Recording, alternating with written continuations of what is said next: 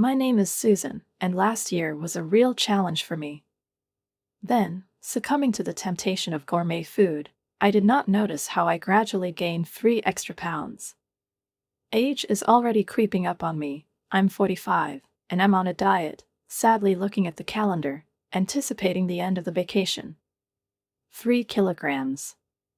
Just think, because if I lose them now, it will be a guarantee that they will come back to me again during the long winter holidays.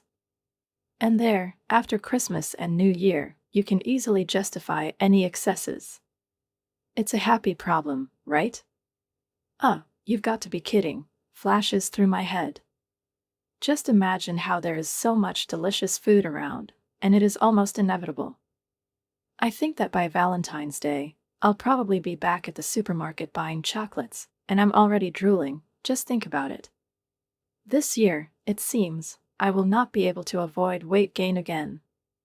Oh, my God, today I have some kind of winter episode, and I just have to share with you a story that happened to me many years ago. I was only 25 years old at the time. After several years of dating, I finally made an important decision. My engagement to Frank, my then boyfriend, was resolved, and it was time to introduce him to his parents. Everything worked out perfectly. My parents immediately fell in love with Frank, and the wedding discussion went so smoothly that I couldn't even believe my luck. But at the very moment when, it would seem, nothing could overshadow our joy, my older sister Ruby entered the house. She was 27, just 2 years older than me, and had just returned from work, tired but with a mysterious smile on her face.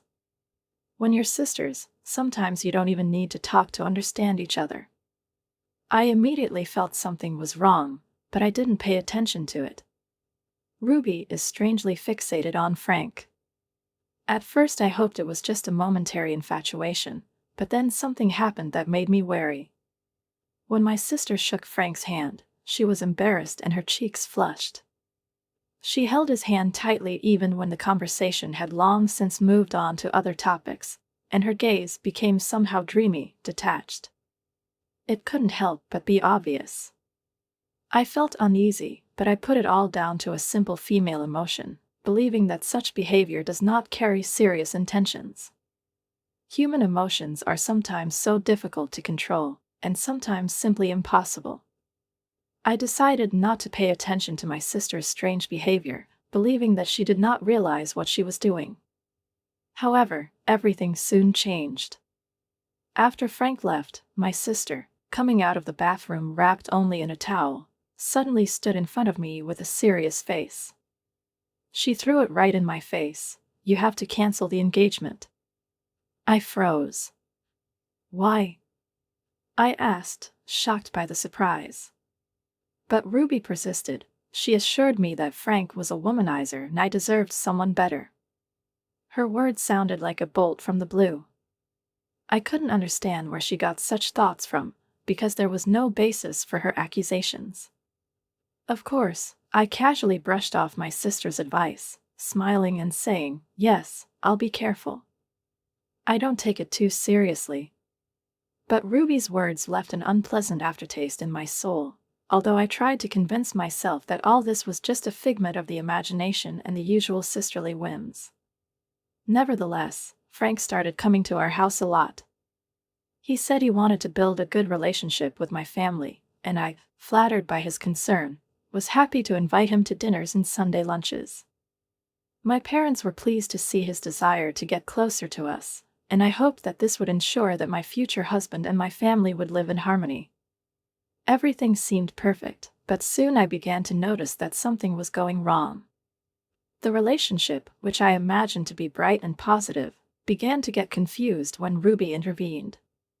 She tried to build her relationship with Frank, but her intentions were completely different.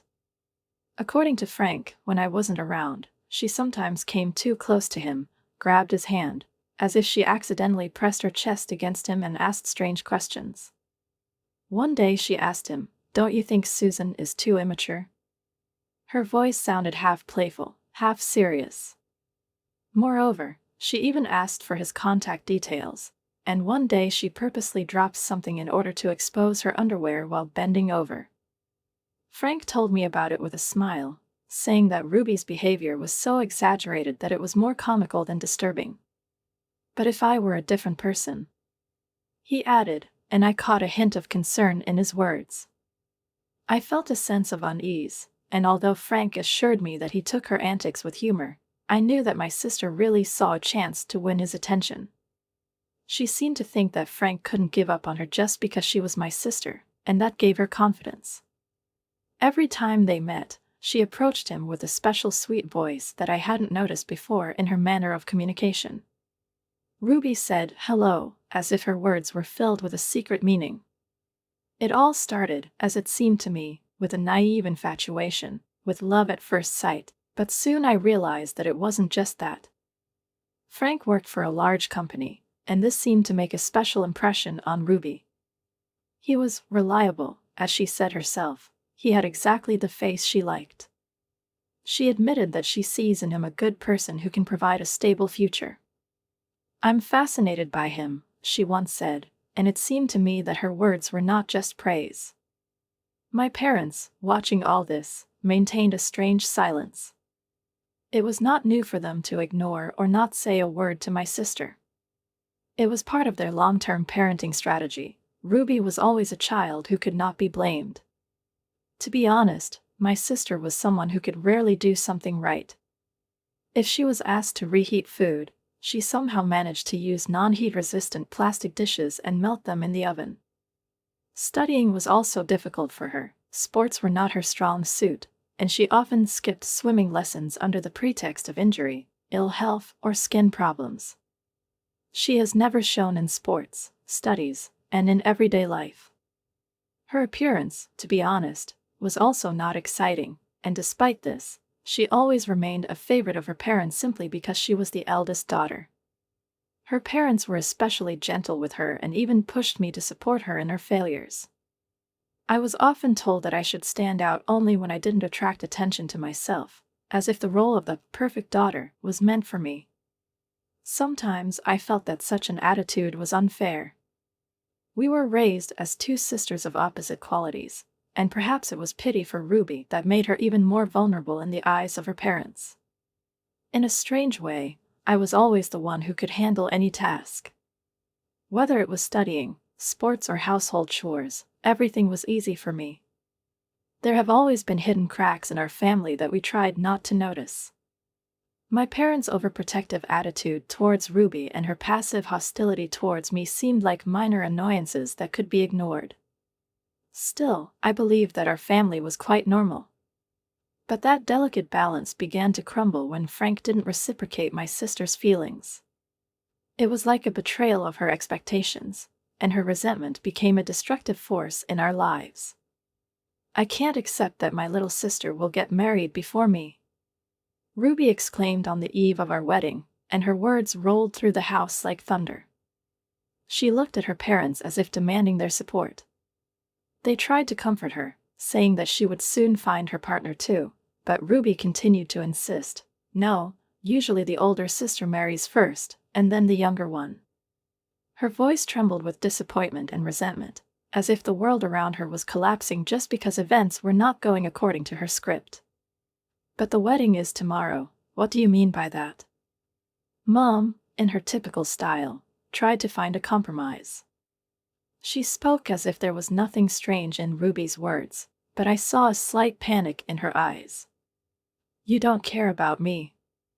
I'm going to be the pathetic older sister that the younger one has surpassed. Ruby continued, oblivious to her mother's anxiety or her father's gloomy silence. I stood in the hallway, quietly listening to this conversation, feeling superfluous in my own story. Everything I dreamed about, my day, my wedding, turned into a conflict that I couldn't influence. Those words of hers, if she had waited, if I had married first, echoed in my head. They cut me like sharp knives, making me wonder if I really deserved my happiness. At that moment, I realized that Ruby saw my marriage as a betrayal, as if I was somehow taking away her chance for personal happiness. She couldn't accept the idea that her younger sister would get married before her. What is she thinking about? I asked myself, feeling the bitterness growing in me. And, to make matters worse, her parents seemed to join in her indignation. "We're not coming to your wedding, Susan," my father said softly, and his words sounded so unexpectedly in my mind, as if all this were some kind of nightmare. Mom added something about how they wanted to keep the peace in the family, but her voice sounded empty and cold. I was shocked. How could they do this at such an important moment in my life? It was as if they were followers of some strange cult where their whole lives revolved around Ruby and her quirks. It went beyond mere condescension. It was something much deeper and more disturbing. And yet Ruby, upon hearing their decision, sighed with annoyance, as if this was not enough sacrifice for her. "Okay, I'll compromise. Let her have a wedding that no one will recognize," she said, her words sounding caustic and cold. Her true intention was obvious. She didn't want me to marry Frank. Her envy and unhappy love became the basis of her protest, her pain. And now the wedding, which was supposed to be the most joyful day of my life, was turning into something grotesque, devoid of happiness and joy. And now the wedding day has come. I had a feeling inside that something was wrong. I hardly slept all night, not because of the excitement before the celebration, but because of the anxiety caused by the conversations between my sister and my parents. I couldn't forget Ruby's satisfied smile when her parents told her they weren't coming. It was her little victory in a war she was fighting only for herself. When I told Frank and his parents that my parents would not be present, I felt all the joy of the moment go away, as if someone had turned off the light. "My sister is against this marriage, so they won't come," I said, trying not to shake my voice. Silence hung in the air, and it seemed to me that this moment lasted forever. But at that very moment, Frank's mother-in-law took my hand and said quietly but firmly, "Don't make this day sad, honey. Remember that you have a new family now. Smile." Her words, filled with warmth, suddenly moved me to tears. I told myself that everything was fine, as promised by my mother-in-law, who assured me that this should be a new beginning. I was full of hope that I could build my own happy family, and the day I officially married Frank, a new chapter in my life began. 15 years have passed. My husband and I had a daughter and 2 naughty sons. My eldest daughter was a real godsend. She always took care of her brothers, even when their pranks turned our house into a complete mess. I often found myself in the role of a strict mother, shouting, "Stop it now," surprising even myself. Frank was successful at work. We bought a cozy house and lived a stable life until one day unexpected guests appeared. It was my parents and Ruby. I've kept my distance from them all these years and haven't even given them a new address. Nevertheless, they somehow found our house and appeared on the doorstep. Something in their behavior made us wary. Instead of a warm greeting, I was greeted by silence, which was soon broken by Ruby. "We have a request for you." I couldn't figure out what might be needed from me after 15 years of separation. My parents were looking at me with sincere expectation, and at that moment I felt anxiety growing inside me. The mother seemed to hesitate, but soon said, "We want you to give Frank to your sister." These words stunned me, and I asked sharply, not believing my ears, "What do you mean? Why do I need to give Frank away?" As if under pressure, her parents turned away, avoiding her gaze, and Ruby looked smug and proud, even though she was 42 years old and she remained single. At that moment, I realized that their logic was not just strange, but completely absurd. Frank was just as amazed as I was. My sister, being unemployed after the bankruptcy of the company she worked for, suddenly found herself in the middle of this drama. "We are worried about her future," my father said, and his words sounded as if they were not talking about my life, but about some fantastic plot. "You should feel the same way, because you're sisters," he added, and I froze, suppressing my anger. I couldn't help but ask myself the question, how is it possible for them to ignore my happiness so much? I held back unnecessary comments, waiting for what they would say next. "Your sister has always liked Frank, and she's still single because of it. You love your husband, Can't you let her take him away for life?" They said, and at that moment the air in the room became viscous. I felt despair creeping over me. Frank took me aside and whispered, "This might be a chance." I was shocked, as if he was joking. "A chance?" "It looks like a bad joke. I was just drinking." He repeated, "We have to consider this." I stood looking at them in disbelief, not believing what was happening. In the end, I gathered my will and asked Ruby, "Do you really love Frank?" Her reaction was unexpected. She couldn't hide her surprise and said several times, "Yes, yes, I really loved him all this time." However, it was some kind of deep affection to continue loving a man who had been married to another woman for 15 years. I felt my heart tighten with pain when Ruby confessed that it was hard for her to see Frank and me together. I was stunned by her words full of conviction, and Frank and I tried our best to keep our composure. "If you love him so much, I'll step aside," I said, feeling the tension in the room build up. My parents looked at each other in shock, and my mother quickly intervened. Frank, with a slight smile on his face, replied, "No, to be honest, I've always liked Ruby," and at that moment my sister's face lit up with delight. I couldn't help laughing when Frank, pretending to cry, started shaking with laughter, and we all realized that we were in an absurd situation.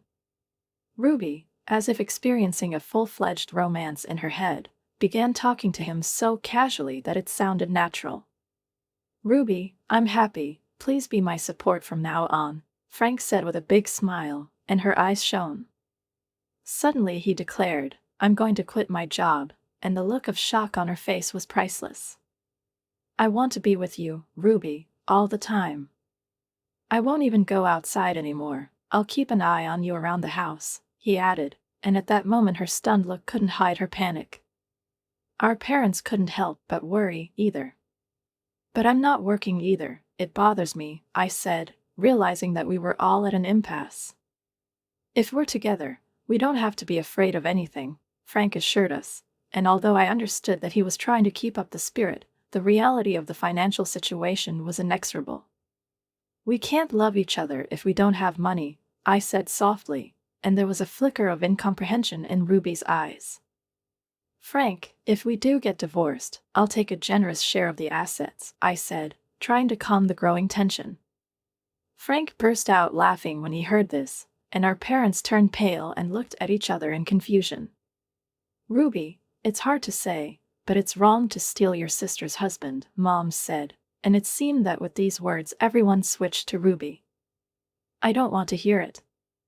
"No one supports me," she exclaimed, furiously pulling her mother's hair, while her father, trying to mediate, looked completely confused. The scene turned into chaos until Frank calmly said, "Honestly, you're not my type. I respect you as Susan's sister, but other than that, I don't want to communicate." The words hung in the air, and I realized that his face reflected the same confusion that tormented me. The feeling of someone having unrequited feelings for me seemed to cause him a real struggle. "To be honest, it's quite difficult," he added, and at that moment all eyes turned to us. Frank's outspoken remarks left not only my sister speechless, but also our parents. He said, "It was all before. Please stop being so careless with someone else's husband. He will never be able to fall in love with you. We have a family and we live happily ever after." These words stopped my sister, who was slowly walking towards Frank with a pale face, as if she did not believe in what was happening. "You tricked me," she screamed, her voice shaking with anger and disappointment. "How can you think that someone who hasn't talked to you for 15 years loves you?" I challenged her, and her face turned red, and tears flowed down her cheeks from deep mental pain. "If you were really an attractive woman, maybe, but who would find charm in an unemployed, dependent on parents?" I continued, feeling the words become more and more acute. My sister's gaze became filled with despair, and she couldn't hold back the tears. Our parents tried to comfort her, but their faces expressed only confusion, as if they realized that there was truth in this. "I'm not giving up Frank. Please give up Ruby." She began to cry like a child, and it was an unusual sight for an adult woman. I continued, "Take this as a lesson and please don't contact us again. Don't expect help in the future." As if to summarize everything, I slowly closed the front door. When the kids asked what happened, I replied that it was Halloween season, and it looked like the ghost had come early. My eldest son suggested, "Let's exorcise the spirit," but I refused, although it almost seemed like a ghost was crying outside, as we could hear my sister continuing to sob. Years passed, and she was left alone. She managed to find a job, but was soon fired for inappropriate behavior, which only worsened her situation. My parents worked part-time, tired of the constant difficulties in saving money for her. I hoped that they would realize the consequences of their indulgence, because they could no longer rely on her in the future. Meanwhile, my life was going on quietly. I became a housewife without worrying about children thanks to Frank's stable income. Sometimes it seemed to me that working outside could help me burn calories after the holidays. My daughter, entering the growth phase, decided to go on a diet, and I tried to convince her not to rush into such decisions. My two dancing-loving sons recently showcased their talents at a local event, winning several awards and confidently saying that one day they will become part of BTS. I sincerely hoped that the band would stay at the top while they grow up. We enjoyed the visits of Reg, a relative who has become as dear to me as my parents, sharing delicious meals with us during spring break. We were planning a trip to the spa, and I was looking forward to spending time together. Despite the difficulties before marriage, my daily life turned out to be filled with happiness, strengthening true family ties. I was hoping for health and a long life for all of us so that we could share more precious time together.